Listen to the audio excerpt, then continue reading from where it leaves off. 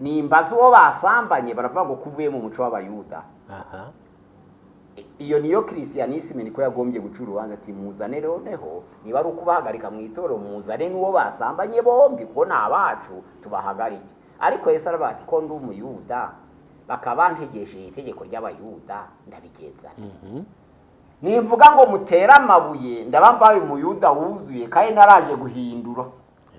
Ijambo ry'Imana mu Bagalatiya igice cya 4 haravuga ngo ariko igihe gikwiye gisohoye Imana yohereza umwana wayo wabyawe n'umugore kandi wavutse atwarwa n'amategeko kugira ngo acungure abatwarwa nayo bibone kuduhindura abana b'Imana. Agiye gucungura abatwarwa nayo bari kumusaba igitekerezo cyuko baragenza umugore wasambanye kandi ariyo aje gucungura ngo bakure mu bata bw'ayo mategeko yatumye bafata amabuye. Ahangaha rero hakora nk'umuhanga. Aravuga ati reka ndebe ikintu kirabagonga. Sezeranye imbere y'amategeko n'imbere yo mu rusengero imbere y'Imana, hanyuma hakaza kubaho gutandukana bagakora iyo divorce. Iyo divorce bakoze ababakomotseho abahujwe nabo ari imiryango yazanywe n'iwabo mugore, ari imiryango yaturutse ku iwabo mugabo ndetse n'abana babyaye. Iyo bamaze gukora divorce byemewe ababakomotseho baba bagisigaye bapfana iki? Hari isano yihe? Turabisubiza nk'abanyafurika tongere tubisubize nk'abanyaburayi. Yego. Iyo kibaye kuri umwe muri bo ni ukuvuga ngo ni ibyago byabibaye, ariko ibyo byago bikaba byemerwa n'ijambo ry'Imana kuko ari ryo twavukiye mu bavuga ngo niba utizera hisemo kugenda turagira dute kundi turagenza ko atagihambiriwe kuri we deje ko atagihambiriwe no mu ijuru ntabarwa niko tegisi ivuga ubwo no kuvuga ngo nagenda. Ariko itoro rye kure amahoro y'Imana umugisha w'Imana gufashwa n'umwuka wera bibane namwe mwese mukurikiraniza Bisoza TV, abantu mwakoze subscribe, abantu mudahwema kuza mukareba ibiganiro bya Bisoza TV, abantu barimo maze iminsi mwibaza uti mbese ibiganiro bya Bisoza TV birihe mu buryo bumwe cyangwa ubundi. Ariko uyu munsi tugarukanye n'abashumba. Murabona umushumba umwe ariko nundi mukanya gake cyane ndibuze kumubereka ni umushumba visionnaire wa Bisoza TV. Yego reka mukanya ndaje mbahe n'umwanya. Yego n'umwanya kuko ijambo ryo murarihorana muze kutugezaho icyo Umwami Imana yashimye ko mutugezaho. Iburasirazuba, Iburengerazuba, Amajyepfo n'Amajyaruguru, Umujyi wa Kigali, Intara ya Gatandatu y'Abadiaspora, abantu mukunda Bisoza TV mukavuga muti nubwo byagenda gute turi abamambure be Bisoza TV. Reka tubashimire rero, tubifuze kugubwa neza, tubifuriza umugisha w'Imana aho muri naho mwicaye mureba kino kiganiro, abacyumva bari kugenda, abashizemo ekuteri, abakidownloadinze kugira ngo mugikurikirane bitewe nuko hagiye kuvugirwamo iby'ubugingo birema kandi by'ubwenge. Hari ibintu bari iby'ubugingo binarema ari iby'ubwenge, ibindi byo ntago mbise. Imana rero bishimira cyane. Katwakire umushumba visionnaire wa Bisoza TV atwakirire uwo bagendanye kuko ntabagendana bataziranye. Imana y'amahoro ibaho umugisha. Arakoze cyane turagushimiye cyane kuduha uyu mwanya. Imana ibaho umugisha cyane. Reka mbanze nsabe umushumba abanza asenga Imana hanyuma araza gukomeza mu kanya twibwira. Karibu. Imana twongeye kugushima uko ari urejo ni kuri uyu munsi wa none kandi ni kuzahora witeka ryose. Twongera iminsi yo kurama kandi waradutoranije kugira ngo twitwa abatambyi b'ubwami, ishanga rigera kugira ngo twamamaze ishimwe rye kuko waraduhamagaye udukura mu mwijima tugeza mu muco w'itangaza. Uwo muco twabonye ni Yesu Kristo, dukwiriye kubyamamaza mu mahanga yose kugira ngo abazimiye tubatarure bose baze mu nzu yitiriwe izina ryawe. Turagushimiye ko uyu mwanya uduhaye, turagushimiye ko utegura imitima y'abera bari mu mahanga yose, ibice bitandukanye, imigabane itandukanye, n'abatarakizwa barushaho kumva ijwi ryawe bahindukirire bakugane. Ku ijambo rye ravuga uyu munsi niwumva ijwi ry'Uwiteka ntibinangire umutima. Nsengeye abatarakizwa kugira ngo bashe guhinduka, niwo mugabane ukomeye kandi mungere ubugingo. Tuzi neza ko mu bacungujwe amaraso yawe twese turimo, ntawe n'umwe ugomba kwimenyaho urubanza, aho gushaka ko buri wese ahindukirira ukamukiza. Tubyambaje mu izina rya Yesu, amen. amen. Yewe ni Pastor Alexis Ndayigaya, nk'uko mubimenyereye kuri Zabisoza TV. Turabashimiye, dushimiye abajya badukurikirana inyuma ya kamera bakazana ibitekerezo bitandukanye ndetse n'ituro. Imana ibahe umugisha, turabashimiye cyane. Reka twakire uyu mushumba abibwire, hanyuma tubone kuzakomeza n'ibindi biganiro, ariko yabanje kubibwira. Karibu Dr. Ni Dr. Mpazibirego Pierre, ndi umupasiteri wahamagawe kwamamaza ubutumwa bwiza. Imana iduhana umugisha muri uyu mwanya. Murakoze cyane Dr. Pasiteri. Imana iguhe umugisha, turakwishimiye, tunejejwe no kubana namwe kuri Zabisoza TV. Twari twarabisengeye muri ibisubizo by'amasengesho yacu. Twari twifuje ko twaganira kuri ibi biganiro bikurikira. Abantu benshi baribaza, bakibaza iki kibazo: nyuma y'uko umugore n'umugabo bashyingiranwa bakamarana iminsi ntazi, yaba mike cyangwa myinshi, hanyuma nyuma hakaza kubaho divorce. Divorce iyo imaze kubaho, hari abantu baba barahujwe n'iyo miryango yombi. Hari abantu baba baraje kubw'uruhande rw'umugabo, umuryango uraguka iyo abantu bamaze kubana. Hari ababa baraje kubw'uruhande rw'umudamu, yaba ari imiryango ya bene wabo, ba se wabo, ba nyina wabo n'ababyeyi babo, ndetse n'abana babakomotseho. Uribaza ngo iyo hamaze kubaho divorce kuri aba bantu, abahujwe nabo cyangwa se ababakomokaho baba basigaye bapfana iki? Icyo nicyo kibazo turi buze kwibaza. Turaza kugitindaho, turaza kukiganiraho cyane, turebe isano riba risigaye hagati y'aba bantu bombi bamaze gukora divorce. Ariko mbere yuko twinjira muri iyo sije iyo twateguye, ahubwo umuntu yanakwibaza ngo ubundi se divorce cyane ku bakristo, ko niwo mwanya turimo nk'abapastori, divorce ubundi muyivugaho iki? Iremewe? Bibiliya yivugaho iki divorce? Turaturuka ku mugambi w'Imana wo kurema. Imana imaze kurema Adamu na Eva, buriya barana igihe kirekire batarigera igihe cyo gushakana, kuko Imana imaze kubarema cyari igihe cyitwa ubuziranenge. Kandi ibihe birindwi Imana yatugeneye: igihe cy'ubuziranenge, igihe cy'umutimanama, igihe cy'ubutegetsi bw'abantu, igihe cy'amasezerano, igihe cy'amategeko, igihe cy'ubuntu tugezemo, n'igihe cy'ingoma y'imyaka 1000 isozereza ku gihe cy'ingoma y'iteka. Ubundi Imana irema umuntu mu mugambi wayo, ntabwo divorce ariho. Iyo tuvuga divorce ni nko tuvuga urupfu. Iyo tuvuga gutana ni nko tuvuga urupfu, ni nko tuvuga inzara, ni nko tuvuga intambara, ni nko tuvuga indwara, ari byo byabaye ingaruka ahubwo y'icyaha.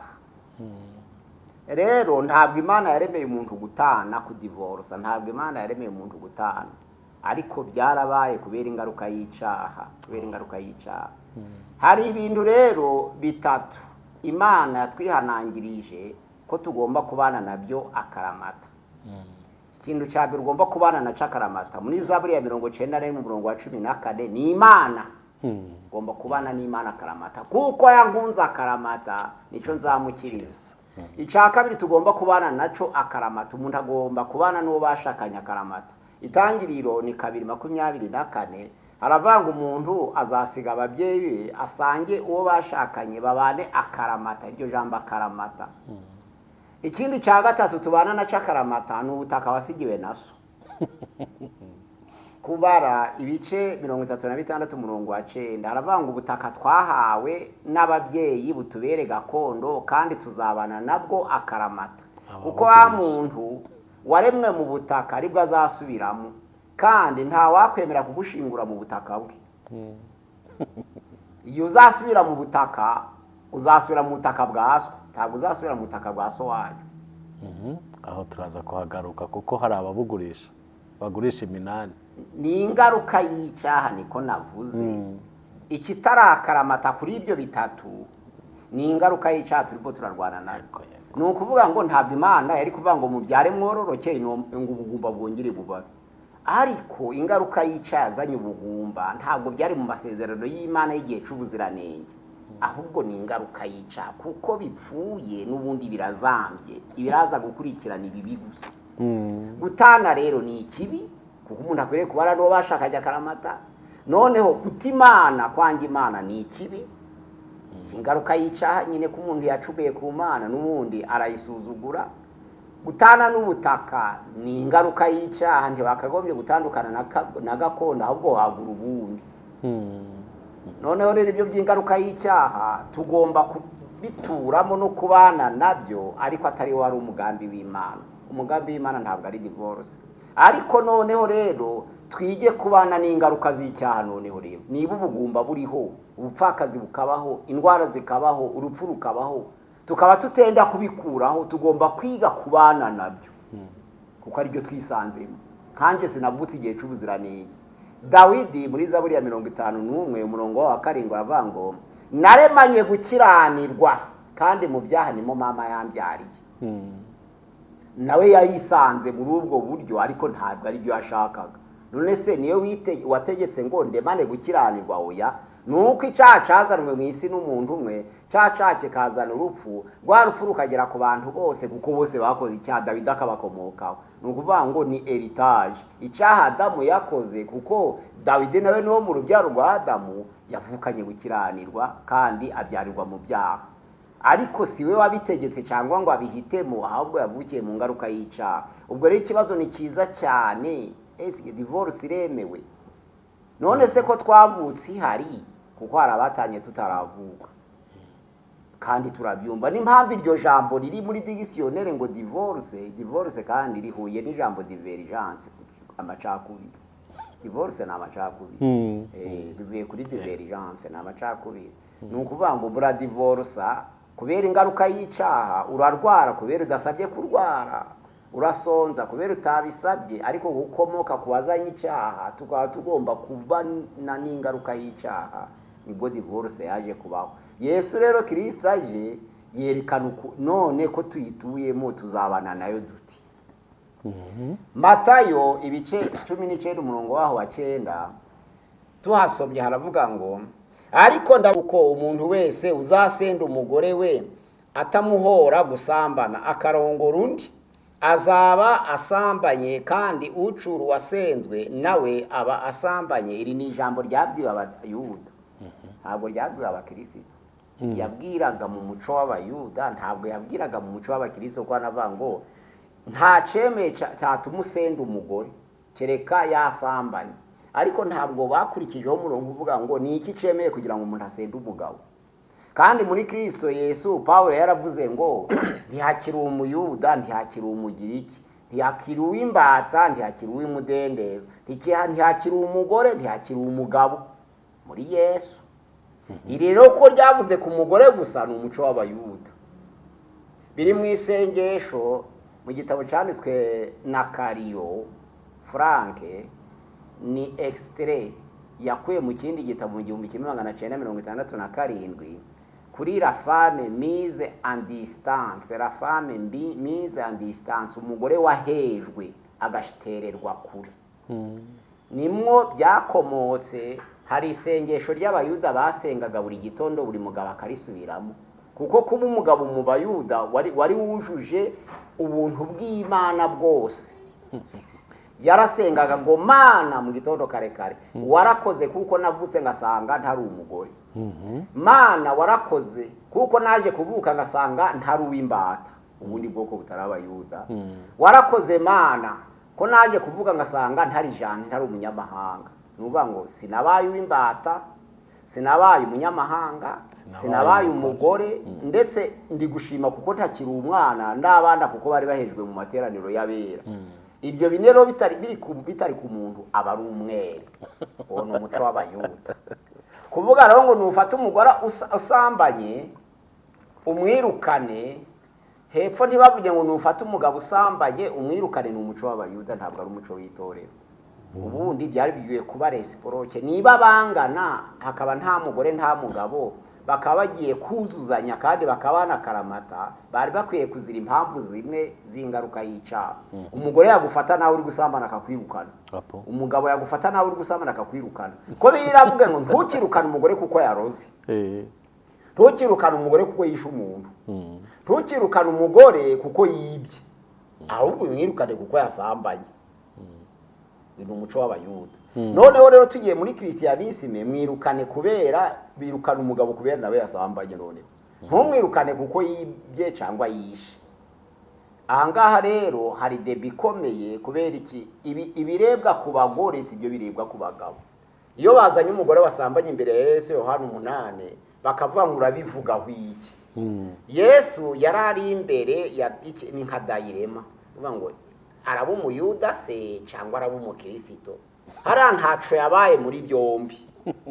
Ntiyabaye umuyuda ujuje ibyangombwa, ntiyabaye n'umukristo ujuje ibyangombwa mu rubanza yaciye.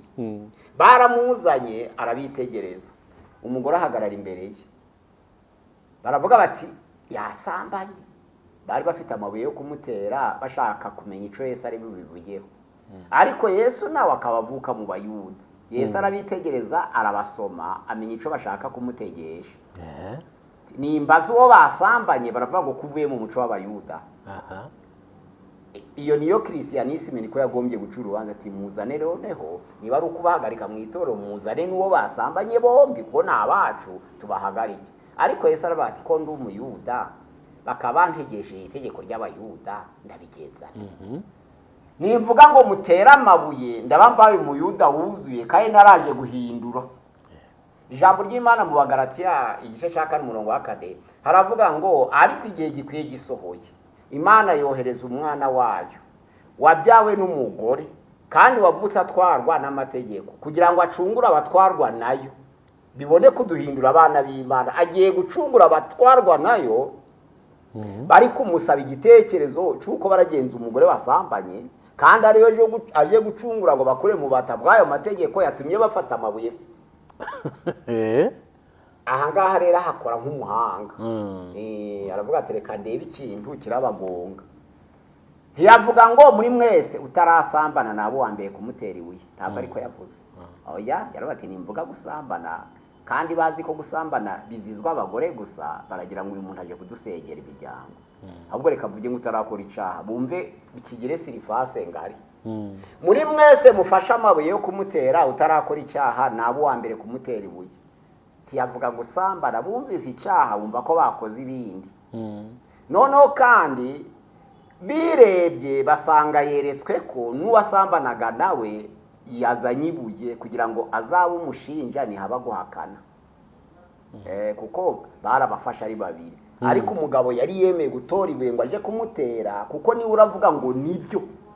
Ni nawe wagomba kubihamya. Nibyo. Nje wari umuriho. Nibyo. Ubwo ntibagombye kumusiga kandi Yesu amureba. Uwo wasambanye agiye kwicwa, undi wasambanye ahagaze kandi yicwe n'uwasambanye. Yesu aravuga turakora icyaha nabo wa mbere. Bagenda buhoro buhoro. Yesu agiye kubura amaso, ijambo ry'Imana riravuga ngo asanga nta muntu uhari uretse wa mugore gusa. Ariko muri komantere ya Pashe iravuga ngo ibyo yandikaga hasi bamwe bavuga ibyabo abandi bavuga ibyabo, ariko yandikaga urutonde rw'ibyaha biboneka muri iryo teraniro rizanye umugore, list. Harimo abarozi, harimo abicanyi, harimo abasambanyi nka uyu, harimo abangana, harimo abanyagasuzuguro, urutonde rumwe. Agiye kubura amaso kuko wenda ntihabuze kubita akajisho kubyo yanditse hasi ngo one harimo ibye, sanga bagiye. Ati mugore abakuregaga bari hati simbizi. Arabati nanje ntabwo nguciriyeho iteka, genda amahoro ariko ntukongere. Ntukongere. Noneho rero ntukongere gukora icyaha, biri muri Yohana 5 harani ntukongere. Noneho rero umugore aragenda koko kandi arababarirwa. Ahangaha urabona ko umuco w'Abayuda nawo watanze isezerano ryo kuvuga ngo nta wemeye gusendwa ureke icyaha cy'ubusambanyi ntikivugiye ku mugabo, kiragaragara ko cerekeye umuco. Ahangaha rero muri christianisme nta ruko twakagombye kureba. Twagombye kureba niba bifata bombi. ikindi tukareba ese kwizera ni iki kutizera ni iki. Ku ijambo ry'Imana riravuga ngo iyo utizera ashaka gutana ngo icyo gihe ntaba agihambiriwe ku mugabo we cyangwa ku mugore we, kuko hari aho Pawulo yabivuze neza, yari amaze kugera mu kuringaniza.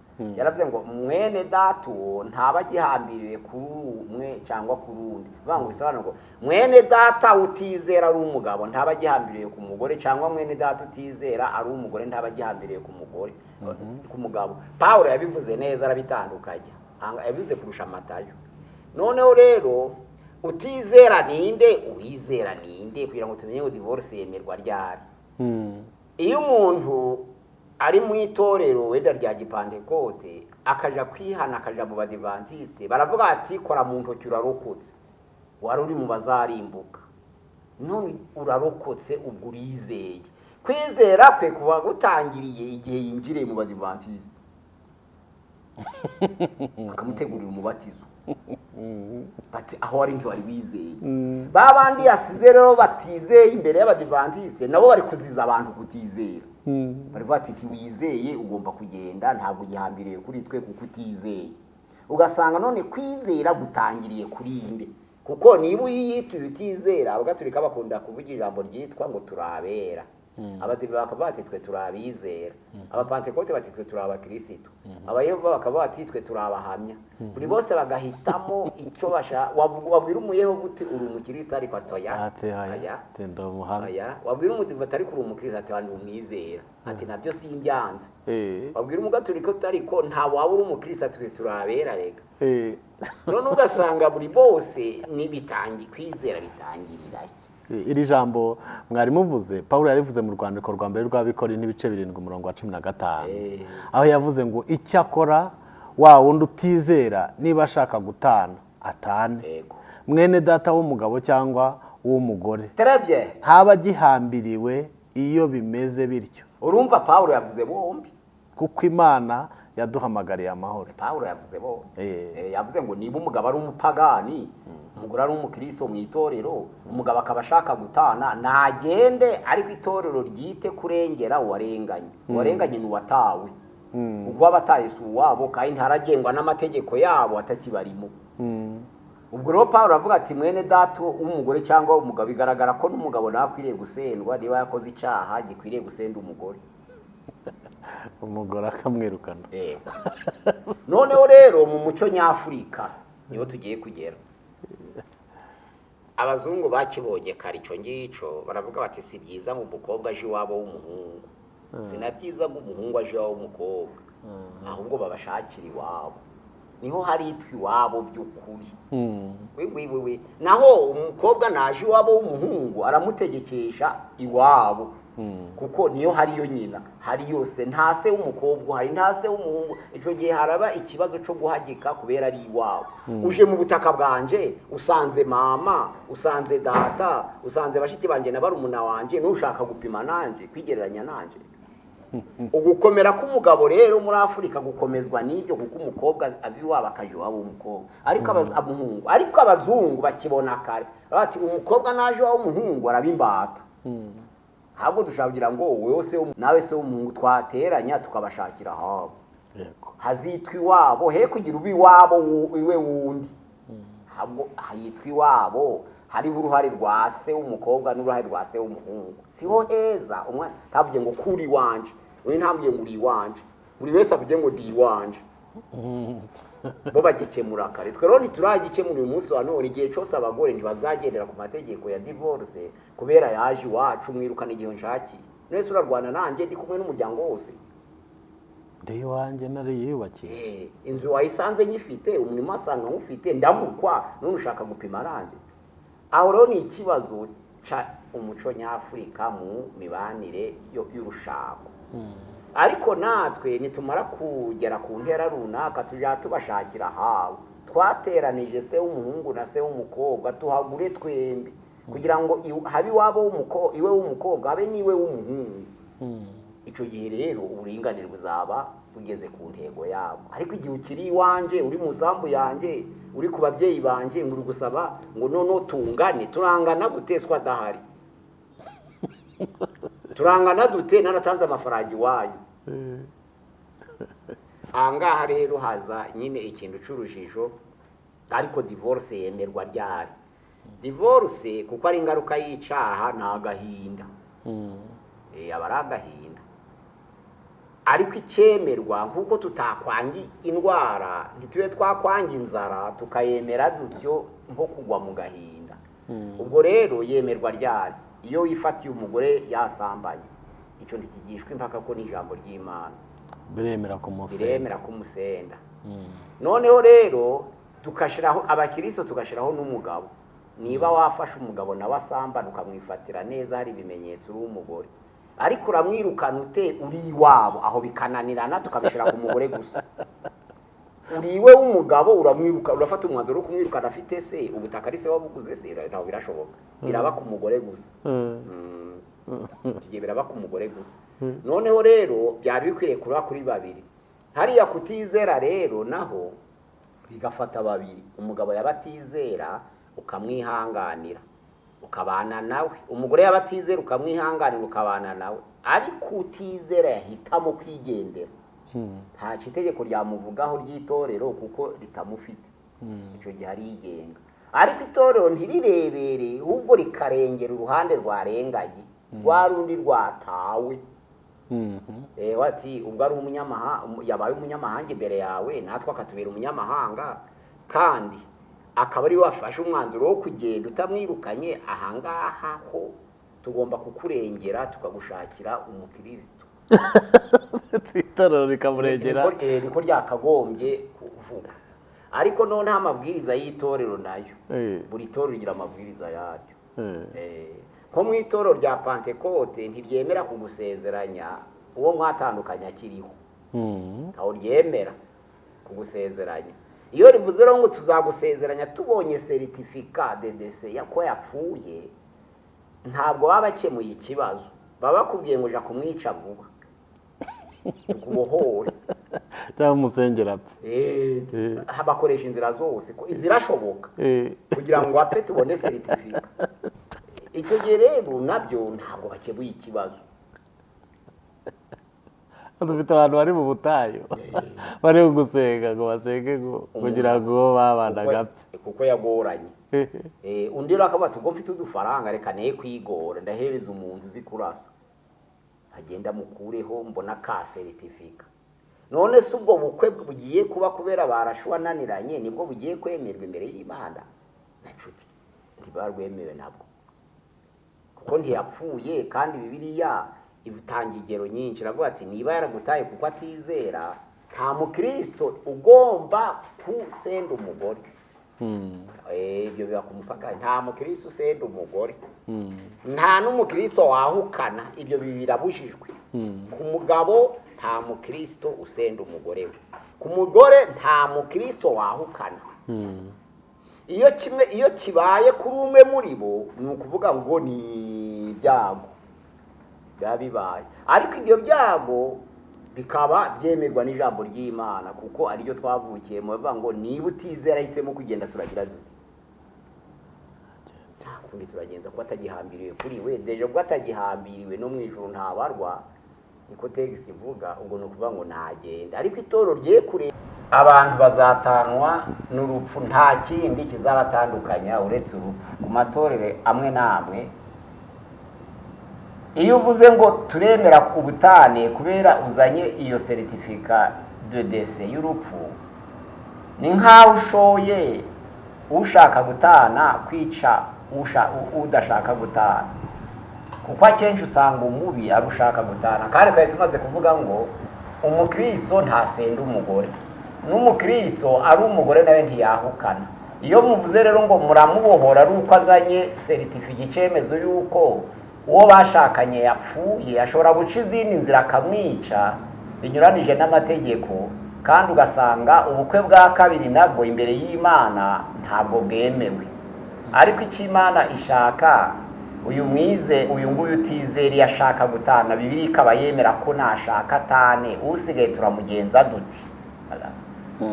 Umugabo aravuga ati ndakwanze genda, ndakwanze genda. Umugore agira ati bashobora no kumubwira ngo nagenda, atagenda akamwica ko nizo kaza habaye. Ndakubwiye ngo genda uranze, mvira mu nzu. ndanze ko ashobora kumwica kugira ngo abohoke, twabigenza duti? Itorero si ryo ryabigenza riti. Ni ukwitonda noneho rero hakaba gukurikirana abafitanye amakimbirane neza, mukamenya inkomoko y'ibibazo, kuko nico itorero naryo rishinzwe. Mwamara kumenya inkomoko y'ibibazo, mukamenya ninde waba urengana, itorero ryose rikumvikana.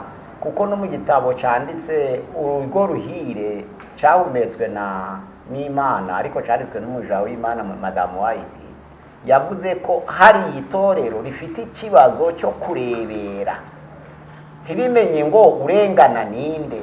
Ariko ibyo yeretswe agiye kuva mu yerekwa ryaravuga ngo muje mutabara uruhande rurengana, niko byanditswe, niko hasurinye mu gitabo cy'urugo ruhire, muje mutabara uruhande rurengana. Niba umugabo asenze umugore, umugore ararenganye. Niba umugore yahukanye, umugabo ararenganye. Mutabare rero uwo nguwo urenganye, mumwubakire umuryango, mwivuga ngo tegereza igihe azapfa, budatuma ajya kumwica kugira ngo abohoke, ahubwo mumubohore kare.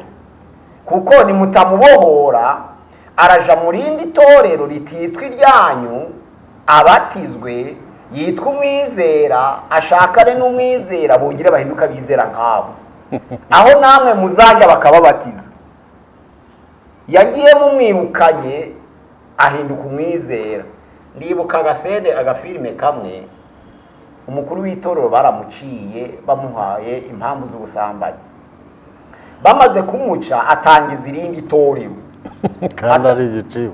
Atangije irindi torero mu gihe cyo gutora uwo kuyobora urugaga rugenga amatorero, aratambuka.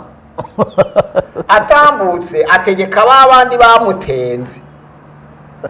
Igihe cyo gukora inama noneho zibera hahandi bari baramwirukanye, abaro zibera ari uyobora urugaga. Bahageze baravuga bati utuyobora twese amatorero y'akanuyu. Abadiyakoni bazi ko yahagaritswe kubera impamvu y'ubusambanyi, baradekarara. Barabacicikisha bati muradekarara iki, ko ari utuyobora twese? Bati ariko twaramuhagaritse kubera impamvu z'ubusambanyi. Bataho ni muri ADPR. Ubu ntabwo ari muri ADPR, atangije irindi, niryo ridutegeka. Bati mumureke noneho. Aha rero ikibazo kumenya none umwizera atangirira he? Ko bakwirukana bakwita utizera, watangiza irindi nawe ukabita batizera. Ndibuka imihango bakoreye Martin Luther, amaze kubona amafuti mu 1517 niho abonye amafuti, maze kwandika za ngingo 95 Kiliziya Gatolika. Amaze kuzibona kubona amafuti, arayadekarara. Amaze kuyadekarara bamuvumye iminsi 3.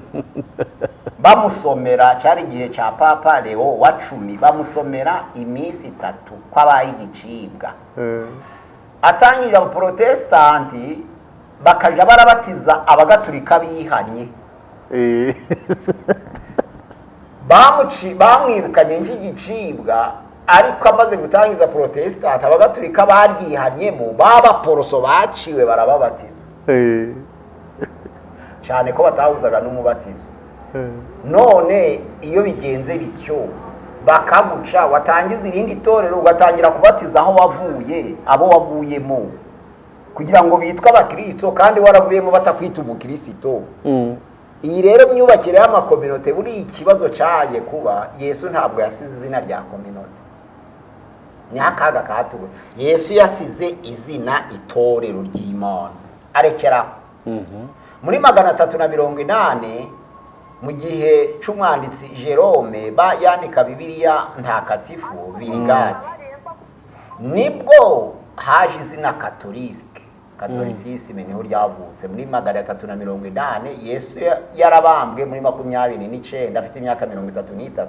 380 niho ijambo Katolike ryakomo. Ubundi itorero ryari rifite itorero ry'intumwa. Iyo bikomerezaho byari kugira umurongo.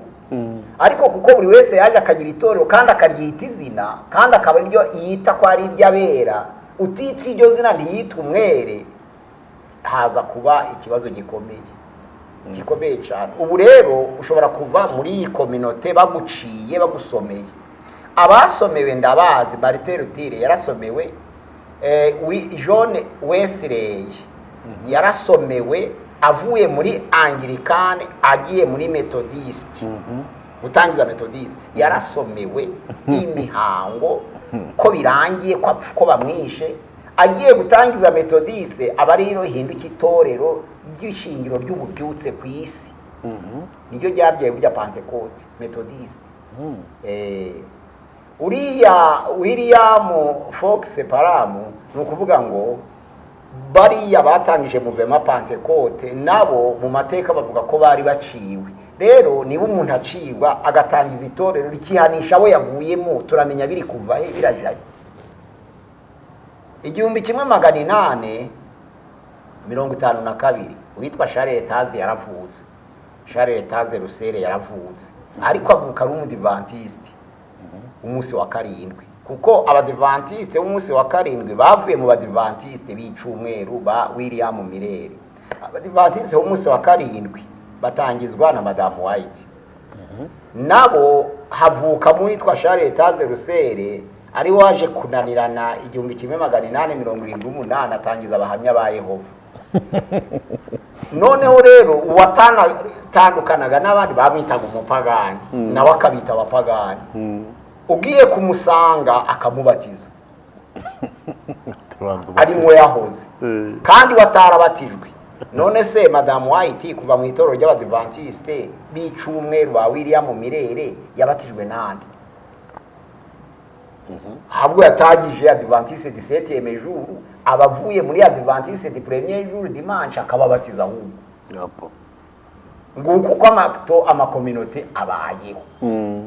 Noneho rero ahangaha ni ukureka, kuko amakominote ni menshi, ubu hari amatora ageze arenze 20,000 ku isi afite amazina. Buri toro rikita abandi abapagani, buri hari n'akandi gashami gato kitwa ubuntu kari kwita abantu bose ngo nabapagani. kariya ko tuzakaganiraho utaha. Noneho rero nibyo ndi kuvuga nti uravuka ukita uvuye abapagani, undi uzakuvukamo nawe akakwita umupagani, kuko abametodiste baba mu Anglikane bavanga Abanglikane ntabwo bakizwa. Kandi Anglikane ari itoro rya gatatu muri Protestantism. Ubwo nuvanga Abanglikane bo banze no kuva ku izina rya Gatolika, ko bavuze ati Protestant ni igitutsi, Gatolika ni izina ryiza risobanura ngo intungane. Cyangwa se itoro ryemewe n'amahanga yose ku isi. Niko risobanura ko Gatolika isobanura ibintu bitatu, hariho kuba ari ukuri, ikintu cy'ukuri bacita Gatolika, ariko icemeye n'amahanga yose naco bakacita Gatolika. Noneho n'ikigororotse bakacita Gatolika. Abanglikane baravuga ati nubwo twavuye mu Gatolika ntabwo tuzemera kwitwa abaporoso, ahubwo tuzitwa abagatolika bo mu Bwongereza. Kiravuga tutatize izina ryayo. Methodiste rero bagiye kuvamo babasomeye amagambo, ariko Wesley yarababwira ati muri abapagani. Abagiye muri Methodiste bavuye muri Anglikane cyane ko bo bemera n'umubatizo wo mu gahanga, aba Methodiste bakababatiza. Cyo abapantekote bari batarabaho n'abadivantiste bari batarabaho, ariko Methodiste yavutse nyine mbere y'abadivantiste. Babatije Abanglikane benshi. Kandi aribo bavuye, aribo babyaye, aribo bavuye. Arimo bavuye. None anga iyo turi kuvuga divorce tuvuga ngo utizera ntashaka gutana, utizera ninde? Kwagenda kwita utizera nawe akayagenda ukavuga ngo nutizera turamuturukaye. Ni ikibazo. Itorero ni iby'abizera, ariko avuye muri ADPR urugero muravuze muti nutizera nagende nta kibazo. Agiye muri Zion ati muri abatizera mwebwe, ahubwo muze. Yagera muri Zion akabuwizera ati nshaka gukora mariage, bakayimukorera. Bati koko niyo waruri byabaye byose urukira umupagani, kandi ijambo ry'Imana ravuga ngo iyo minsi yose yo kujijwa Imana yare yirengagije. Ibyakubaye uri muri ADPR uko bari batari bakamenya ukuri, ubu turabitunganyije. Iminsi yo kujijwa Imana itire yarayirengagije. Noneho rero ahangaha ni ukubenya kwizera niki, umuntu yizera ryari, ese wabwirwa niki ko mugenzi we yizera mutumvikana? Kwa kwita utizera nawe ukamwita utizera, kugira ngo iyi ngingo idufashe kumenya ngo umuntu agenda ryari kuba atagihambiriye ko bashakanye. Aho niho turi buze kureba. Ubwo rero buri community ahangaha umwanzuro dufashe nuko buri community ifite imyizerere yayo yemera yonyine, ubwo ni ukuvuga ngo niba utizera muri Adventiste ntabwo bisobanura kutizera ku Mana. Yego.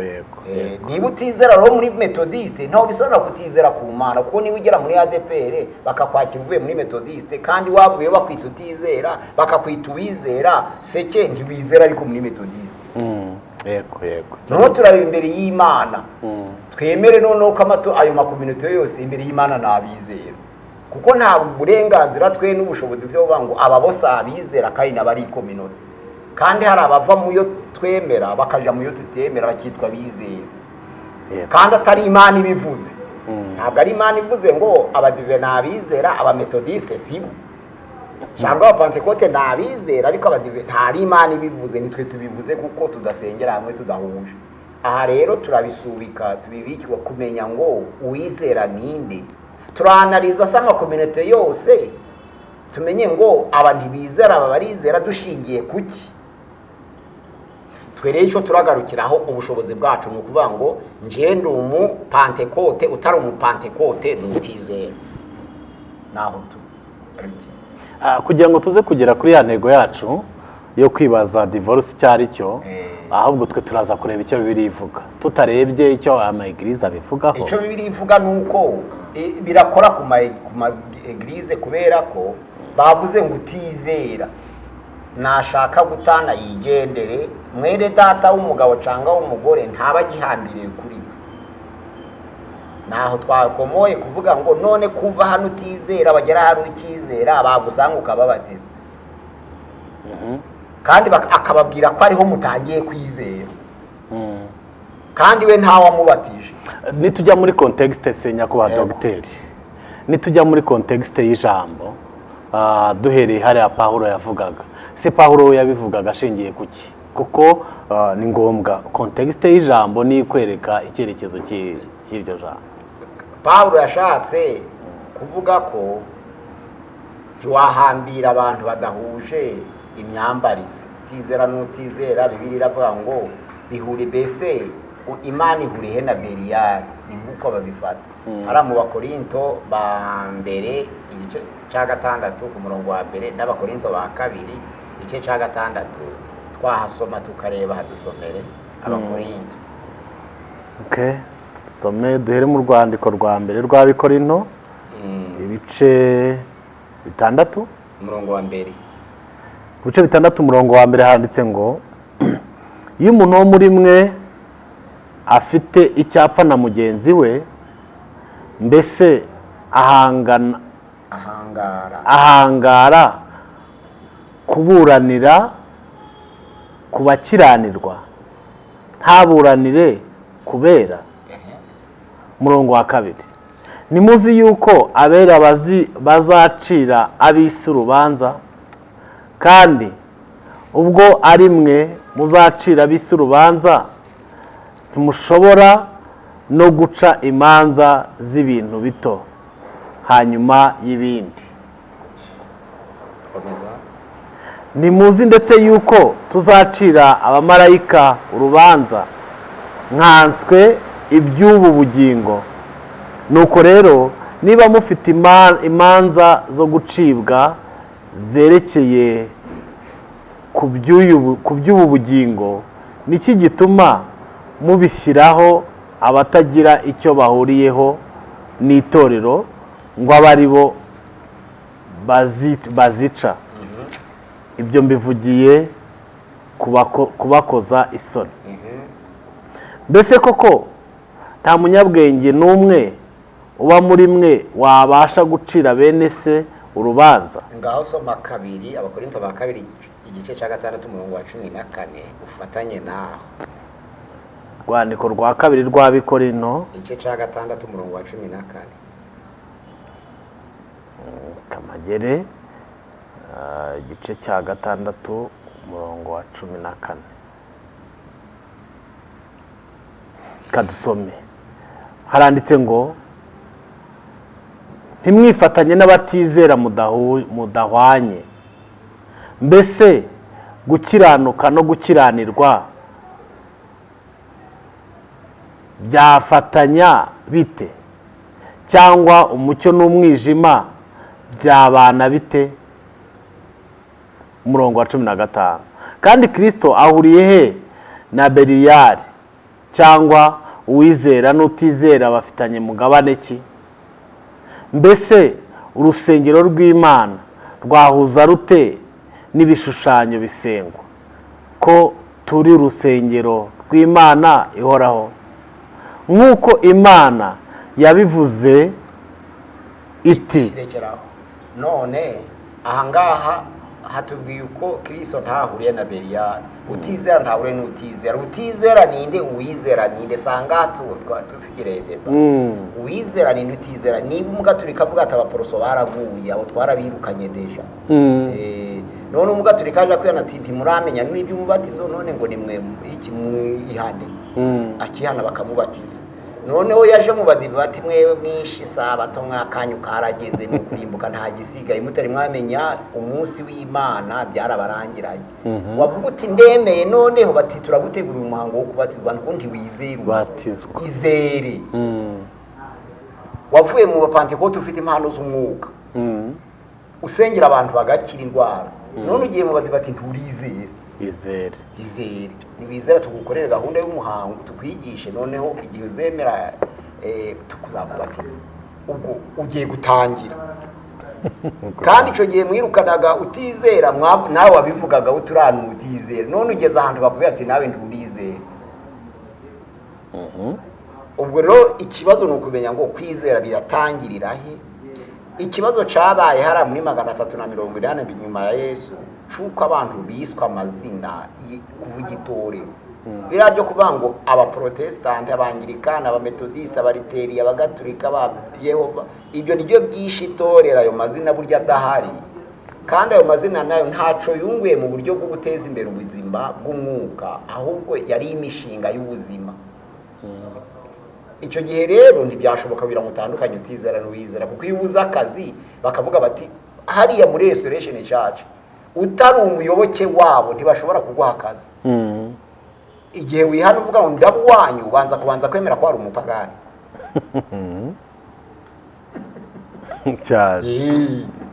Ushaka akazi wowe, baravuze bati ntabwo umuntu utarubuka ku isabato tuzamuha akazi kacu. Izere none ubatizwe. Ntunise ugomba kwizera ukabatizwa tukabuha akazi kacu. Ngo twaho umuntu utari uwacu, kuko Beliyali na Kristo bihuriye he? Ako kanya bagashoka baguhaye izina ngo wari uri Beliyali, none uje kuri Kristo. Aha rero turasoza tuvuze ngo utizera ni utizera kuri community. Naho kuvuga ngo utizera ku Mana, kandi dufite amakominote menshi, turamubwirwa n'iki? Utari uwacu ntiyizera muri make. Utari uwacu ntiyizera, ariko natwe tutaraba abandi nabo batwita batizera. Aho rero ni uguhagarara ngo Imana niza bizera bayo, ariko twe turarinda community yacu. Okay. Turagaruka ku kibazo twabajije. Nubwo bimeze gutyo bijya kuwizera n'utizera, ariko binagaragarira mu ndahiro abagiye kubakana barahira. Hari izo barahira mu murenge bitewe n'igihugu barimo. Bamwe muri komine, abandi ni mu murenge, abandi mu Rwanda. Kuko muri Kongo nta mariage civil ibaho. Kereka iyo ushaka kuja mu mahanga ugatekereza ko bazayikubaza. Uba bavuye muri Kongo bari kuja mu murenge bashaje kugira ngo babone ibyangombwa byo kubeshe na za pansiyo za. Muri Kongo nta ujya mu murenge no muri komine, bajya mu rusengero gusa. Pfa kuba wakoye cyo ni ikindi. Uburundi twafatira ku by'Rwanda, ntabwo twafagira kuri by'Rwanda kuko turafata imigenero. Reka tuze muri eglise, reka tuze mu rusengero. Mu rusengero noneho birumvikana hari indahiro zateguwe n'amatorero, ariko nibwira ko bashobora kuba barifashishije Bibiliya, bakavuga ngo tuzatandukanywa n'urupfu cyangwa Yesu agarutse kujyana itorero ry'irihera. Abandi bakongeraho ngo Imana izabimfashemo. Wa muntu yatanye nta rupfu rubayeho, Yesu atagarutse, aho niho konfiziza y'abatanga. Ikibazo gihari rero, aho bavuga ngo umuntu azatandukanya n'urupfu, areba aho batangiye indi kondisiyo. akaja gusezeranira kwihana, yamara agasezeranira yo nk'umwere, kuko abaye musha aravuga ati none nibahe condition. Abaprotestante rebatize ababatise aravuga bati niba wamufasha asambanya ibimenyetso bihari turagusezeranya n'undi. barabikora cyane. Niba kandi yanga itorero ryacu akadusiga, abadivantisite bati turagusezeranya n'undi. Niba ari we wagusize ari utizera yakandagira isabato akava mu idini, akandagira isabato none narakwanze, tugize amahirwe. Noneho rero icyo gihe bagusezeranya n'undi, noneho ukaba nta kibazo ufite. Bakubaza bati none ko wari ufite umugore, ati icyo gihe nari ntarakizwa, ni nko gusambana uri umusore, ubwo niko bisa. Ariko maze gukizwa, maze kumenya ukuri, narasezeranye. Ukuri kwe kugatangirira ahandi yahinduriye. Umurenge umaze kugira imbaraga, baravuga bati umugore w'ukuri ni wasezeranye mu murenge w'ukuri. Abandi batari sezeranye mu murenge abo ni occupation, ni indaya, ni occupation temporaire. Umugore yaza ati se none ko dufitanye abana batanu, bati nubwo mfitanye abana batanu ariko ntabwo mwasezeranye, ko twasezeranye mu rusengero, bati ibyo ntibitureba. Ko nakoye, bati ibyo ntibitureba, ariko twe dushaka amategeko ntitugufitemo. Yego. Ati noneho rero ahangaha nibitese, nanjye ngiye kubatizwa muri Zayoni, nshaka umugabo. Bagera muri Zayoni bati wabagati n'abagahanga, hatabo bazimiye kandi twababwiraga ntabwo wabibonye, abo ni abapagani, turakuremera urugo rwiza rwa gikirisitu. Bakamuremera bati nashaka azashikira abana be, ubu tugiye kukuremera urugo rwa gikirisitu kuri wacu. None rero ahangaha kuvuga ngo uzatandukanya n'urupfu ni bamwe, kandi abavuze ngo bazatandukanya n'urupfu batumye bamwe bica abandi ngo ruboneke. Batumye bamwe bica abandi kugira ngo urwo rupfu rushakwa ruboneke. None abo bose arabohotse. Murakoze nyakubahwa dogiteri. Iyi deba ni ndende, ahubwo reka mbasabe tuzayigarukeho yonyine, hanyuma tuyisoze, kuko hari iyo twari twatangiye deba ivuga ngo nyuma y'uko abantu babanye basezeranye imbere y'amategeko n'imbere yo mu rusengero imbere y'Imana, hanyuma hakaza kubaho gutandukana bagakora iyo divorce. Iyo divorce bakoze ababakomotseho, abahujwe nabo, ari imiryango yazanywe n'iwabo w'umugore, ari imiryango yaturutse ku iwabo w'umugabo, ndetse n'abana babyaye, iyo bamaze gukora divorce byemewe, ababakomotseho baba bagisigaye bapfana iki? Hari isano yihe? Turabisubiza nk'abanyafurika, tongere tubisubize nk'abanyaburayi. Yego. Kuko ushobora kuba umukobwa waramukuye n'ubundi kuba divorce. Icyo gisari ikibazo. Barabatu ubwo nibwo buzima bwacu. So uko yaratanye nawe uratanye, gusa muzapfike. Ko mwakoze ibisa, ikibazo kiri hehe? Ikindi niba mwaratanye ubutani wabo atari icyaha, murapfike. Kuri inshuti ko mwasangiye. Ikindi noneho rero kubutaratanye ntabwo ari cyo cubaka ubumwe bwanyu, si kimwe na Afurika ngo murahura gusengerera.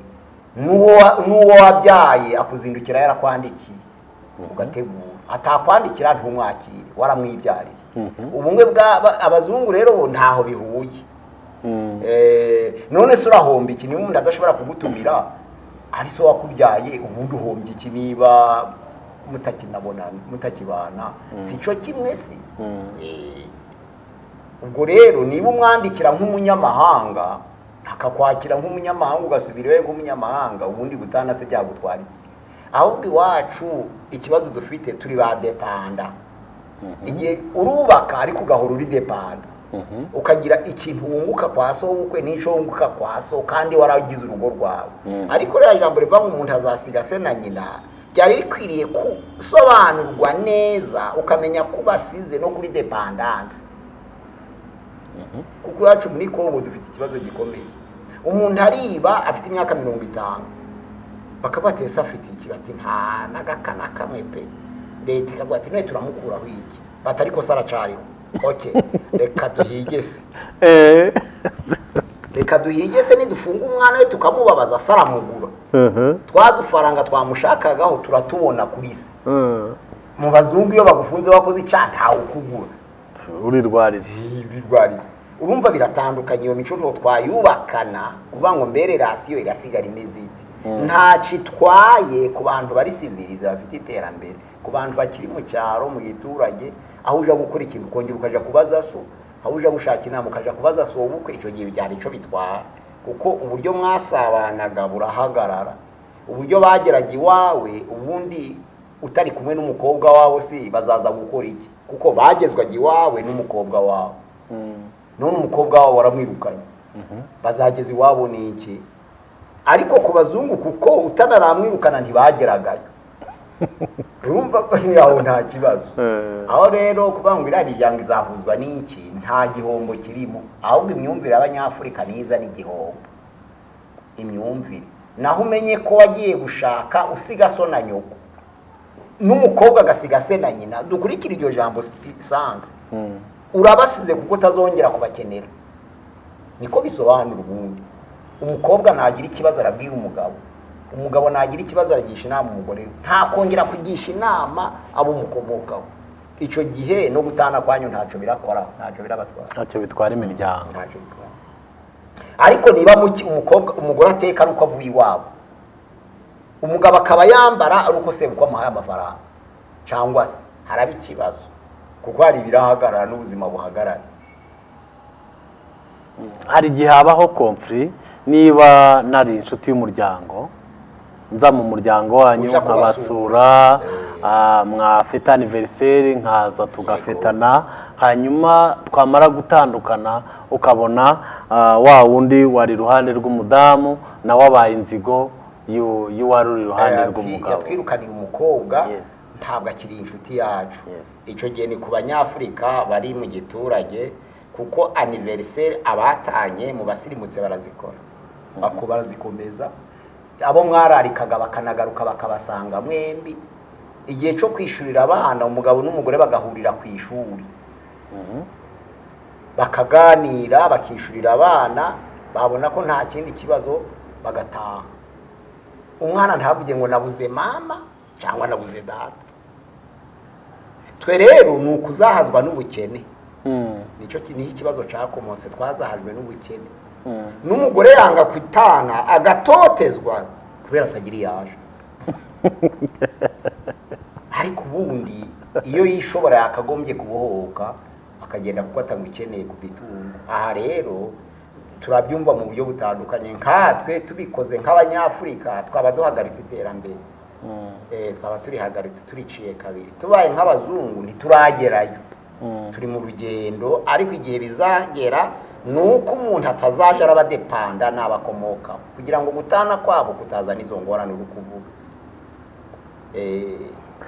ubwo twagira inama aho byabaye nubwo tutifuriza abantu ko batana aho byabaye ni ngo twavuga ngo hari intambara se twabagira nama ki ko atari twe tuzakuraho intambara ko nta gihe intambara izashira ku isi yese ataragaruka na divorce ikazashira turababwira ngo icyo turababwira gusa ni ukuvuga ngo niyo ka ikubayeho uyirebe nkitariho kuko Pawulo yaravuze ngo ushaka umugore abagize neza ariko udashaka abagize neza kurushaho ariko impamvu zo gukorera Imana wagendera mu rugo rero uti nshaka gukorera Imana mbohotse nizo mpamvu katubashimire tubashimiye umwanya wanyu muduhaye kuri ibi biganiro kandi muzakomeza kuduha abakunzi ba Izabisoza TV turabashimiye namwe mudukurikiranye Imana yo mwijuru baho umugisha reka dusenga Imana hanyuma dusoreza aha ntago dusoje turasubitse kuko ibi ni ibiganiro tuzagarukaho cyane tunashingiye kuri komenti muzatanga ku byifuzo muzatanga tuzagenda turushaho kubigarukaho Imana y'amahoro ibaho umugisha reka dusenga Imana nanone Mana turagushimiye turaguhimbaje ugize neza kubw'ijambo ryawe waravuze ngo abana b'abantu ntabwo bazatungwa n'imitsima gusa ahubwo bazatungwa n'amagambo aturuka mu kanwa kawe. Reka ijambo ryawe ritubere imbuto itabora, reka ijambo ryawe ritubere inyundo imena urutare, reka ijambo ryawe rishorerwe n'imbaraga zawe kugira ngo ryemeze amahanga yose, abantu bose bitirirwa izina ryawe bakugane. Ndagushimiye ko abatarakizwa bahindurwa naryo, tubyambaje mu izina rya Yesu Kristo umwami wacu, amen. Pastor Mpazi Birego Dr. ubagajeho ikiganiro naho ubutaha, ariko mboneka cyane kuri channel ya Gusenga Everyday 078 669 66620 078 669 66620 kuri channel ya Gusenga Everyday. Murakoze, Imana iduhana umugisha twese, amen.